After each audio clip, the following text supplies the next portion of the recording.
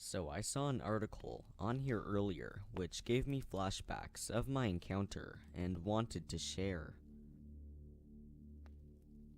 To give you an idea on where I'm from, I grew up in a nice middle-class neighborhood in Maryland, about 15 minutes from the border to DC. We never had any serious crimes in our neighborhood, just the typical petty theft from people leaving their car doors unlocked. It was a cloudy, chilly Saturday in October of 1993. I was 8 years old. My brother James was 12. We had just left his friend's house after playing street hockey on his driveway for hours, and we wanted to get home around 5:30. His house is a couple of blocks away from the elementary school, and basically across the street from the school is a pretty big-sized park. Its entrance has a fence with a path that separates the fence. Along the street, the fence continues into a backyard to a house which sits on a cul-de-sac. My brother and I, on the left side, approached the four-way stop sign and noticed a white 1990 Toyota Camry sitting there. We didn't think anything of it and walked down the sidewalk towards the school. I was talking to him about Art Monk, the Redskins, and how we could use the Beckett to write to the stadium and hope to get an autograph. I realized James was oddly quiet during my idea about writing to the Redskins. I asked him if he was listening, and he said, "Keep talking. Act cool. Act normal. Don't look back. Okay?" Confused and nervous, I responded, "Okay, what's going on?" During my talk, my brother was paying attention to the Camry that was driving very slowly behind us. We played it cool, walked our normal pace, just about to pass the school. I continued my talk while we were approaching a big field that sits directly across the entrance of the park. My brother puts his hand on my chest, which made me stop immediately. He turned back and glanced at the driver. Now, I wasn't sure if it was to see how the car would act, if he wanted me to make a move across the street into the park, or if he was trying to see a license plate. However, when we stopped, the car stopped, and this time, I got a good look. The driver was female, brunette hair to the shoulders. She almost looked drugged. She never blinked. She looked straight ahead, not at us, not to the side, just straight ahead. The passenger was the intimidating one. He was red-headed, long hair, and had this angry look, his eyes watching us intensely. To be honest, he looked like the comedian Carrot Top, an evil-looking Carrot Top. After getting a good look and realized the situation we were in, I started to get nervous. I was breathing heavily and my legs felt numb. I looked at my brother and he just said, "Keep walking." What was weird about this day? There weren't any cars on the road. It felt like a ghost town all of a sudden. It was just us and them. We continued walking toward the next block, when the car, all of a sudden, started merging into the other lane. He was going to block us off, and then who knows what.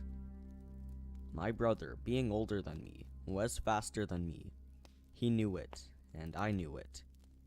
Staring straight ahead and looking at our options, my brother said, on the count of 3, run. Run as fast as you can and follow me. Before I could even accept the deal, he started his countdown. 1, 2, 3. He is off and running. I'm trying to keep up. The car slams on the accelerator. James is able to run across the street. When I try to do the same, the car almost cuts me off and I could feel the bumper against my pants. The Camry now has to back up and accelerate again after us. My brother made the move across to the right side of the street and I followed him as fast as I could. I realized he was making a run for our friend's house. He gets there and starts ringing the doorbell, banging like crazy. The Camry catches up, and the passenger gets out of the car as soon as he gets out. My friend's dad opens the door. The passenger gets out of the car as soon as he gets out. The passenger gets out of the car, but as soon as he gets out, my friend's dad opens the door. James rushes in. The redhead gets back in his car, and I dive through the open door. My friend's dad runs out towards the car, speeding off, yells something as he tries to get his license plate. I'm crying. My brother's crying. My friend's dad is shaken up. Even though we live a block away, we had our dad come and pick us up. We called the police, wrote a report, and they said they'll keep their eyes open. On Monday, we notified the elementary school about our ordeal. However, they didn't do much to let the public know. It wasn't until the next week that they sent out a flyer to the rest of the parents, and cops began patrolling the neighborhood. See, during the week, 3 other cases happened with that white Camry following kids. One was even more terrifying than my experience. The kids were jumping through backyards because the redhead was chasing them through the park. After that week of disturbances, everything stopped. I never heard of an arrest. I don't know if they moved on to another city or state. All I know is that they terrified our neighborhood that year, and it took a little while for things to seem normal.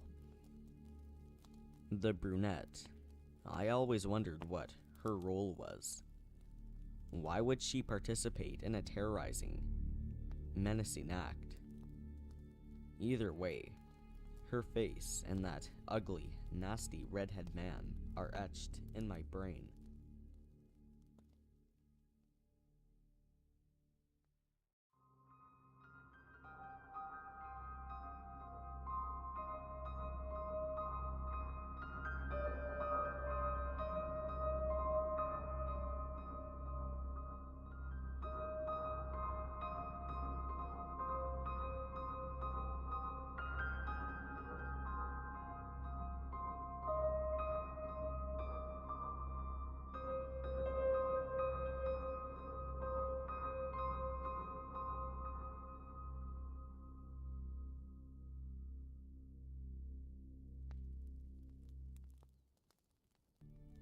This happened back in October of 2015. I was 26 years old, female. My boyfriend and I were driving back to Virginia from our trip. I don't have a valid license, so my boyfriend had to drive the entire trip. At some point in Connecticut, my boyfriend became very tired as it was getting very late. We had spent so much money during our trip that we decided to find a cheap place to stay for a few hours before getting back on our ride home. We found a place in Bridgeport called Sunnyside Inn or Motel, something of that nature. It seemed a little sketchy, but we were desperate, and it was only $88 a night. Cheap and easy. We should have been warned by the fact that the clerk was behind bulletproof glass, but again, we were desperate.